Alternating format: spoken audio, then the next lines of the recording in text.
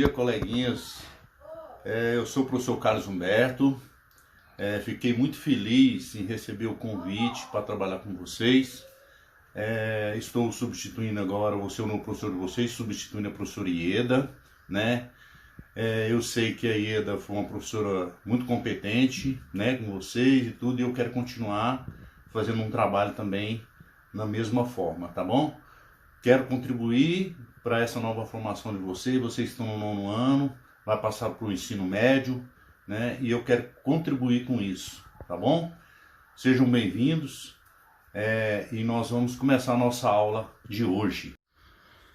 Bom, coleguinhas, então vamos lá dar início à nossa aula, né? Esse conteúdo, ele se encontra na unidade 5 do livro de vocês, capítulo 1, na página 146, certo? Nós vamos trabalhar então razão e proporção. Primeiramente nós vamos ver o que é razão e depois nós vamos ver proporção, tá bom? Essa aula vamos tratar só do conceito de razão, porque eles são coligados, mas a gente vai dar um início então só com razão, tá bom? O objetivo então dessa aula é vocês reconhecerem as propriedades e fazer os cálculos usando razão, tá bom? Então, primeiramente, a definição, né? O que vem a ser uma razão? A razão é o quociente entre dois números. Você tem um número representado pela letra A e um número representado pela letra B. Só que esse B, ele não pode ser zero. Ele tem que ser diferente de zero, tá bom? E eu vou explicar por quê. Vamos tá aqui, ó. Razão, então. O que vem a ser uma razão? É o quociente, quer dizer, a divisão entre dois números, certo? O primeiro número, nós chamamos o número de cima, que na fração é chamado de numerador, mas na razão ele é chamado de antecedente. E o denominador da fração, que é o B, na razão ele é chamado de consequente, tá bom? Aí a gente lê assim, A está para B, você pode ler dessa maneira, A para B ou A em B. Tanto faz, você pode usar a nomenclatura que você quiser. Então nós vamos aqui agora usar um exercíciozinho, um exemplo, para vocês entenderem como que a gente desenvolve, como que a gente calcula o conceito de razão, tá bom? Então eu coloquei um exemplo aqui bem simples. Uma turma em sala de aula é composta por 18 meninos e 24 meninas. Aí, a pergunta é a seguinte: qual é a razão entre o número de meninos para o número de meninas? A ideia, então, agora é o seguinte. Então, nós vamos fazer aqui esse primeiro cálculo. O que vem a ser, então, uma razão? O antecedente, vocês estão vendo aqui que primeiro vem o nome de meninos, depois vem as meninas. Então, a ordem tem que ser obedecida. Então, quem é o antecedente? É o valor de A. Então, o valor de A vai ser os meninos. E o valor de B vai ser as meninas. Então, vamos lá. Qual é o número de meninos que nós temos? 18. Qual é o número de meninas? 24. Então, nós montamos uma razão A para B, que é 18 sobre 24. Só veja bem que essa razão, nós podemos fazer a simplificação dessa razão. Qual é o número qual o maior número que nós podemos dividir o 18 e dividir o 24 ao mesmo tempo? O maior número, por exemplo, o 18 é dividido por 2, o 24 também é. O 18 é divisível por 3, o 24 também é. Se é divisível por 2 e divisível por 3, então ele é divisível por 6. Então eu vou dividir por 6. Isso vai dar 18 dividido por 6. Vai dar 3. 24 dividido por 6 vai dar 4. Então essa é a razão do número de meninos para o número de meninas. Tudo bem? Vamos lá. Agora, se tiver tudo bem, vocês vão fazer o item 2. Qual é a razão entre o número de meninas e o total de alunos? Quem é? Então vamos lá. A sobre B.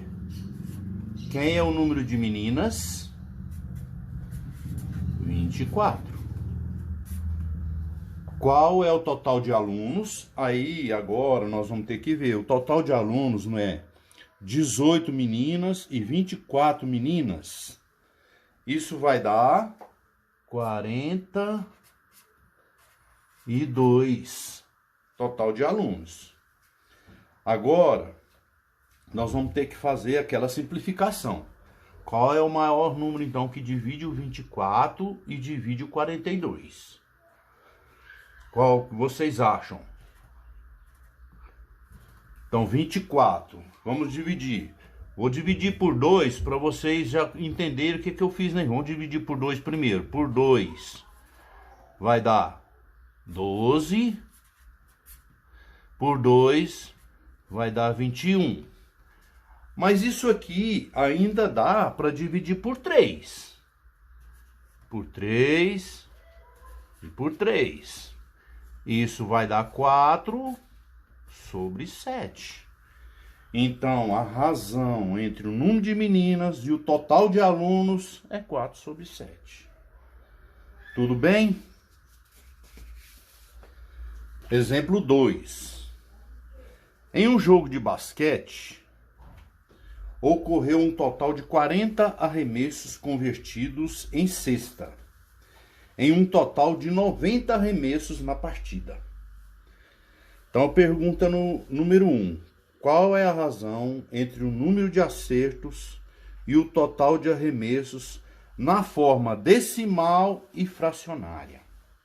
Só que aqui, gente, primeiro nós vamos representar na forma fracionária, tá bom? Para depois nós colocarmos na forma decimal. Ficou invertido aqui quando eu fui escrever, mas eu quero que vocês... Eu não vou fazer outro cartaz. Primeiro a gente representa na forma fracionária e depois a gente representa na forma decimal.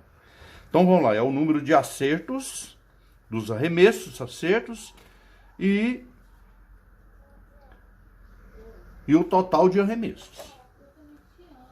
Então vamos lá. Número de arremessos é 40 acertados, né? Então A e B. Quem é o A? Número de arremessos que foram convertidos.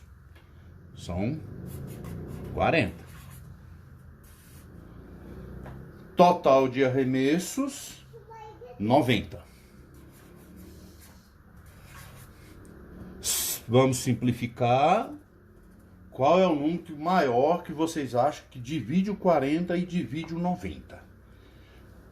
A gente pode julgar já direto o 10, que é o maior divisor comum entre 40 e 90. Isso vai dar 4 sobre 9. Então está aí a razão entre o número de arremessos convertidos e o total de arremessos na partida. Tudo bem? Exemplo 2 aí. Qual a razão entre o número de acertos com o número total de erros na forma fracionária e decimal? Tá? Então vamos lá, aqui já ficou organizado também na forma fracionária e na forma decimal. Lá na folha anterior ficou invertido. Então vamos lá. Número de acertos e o total de erros.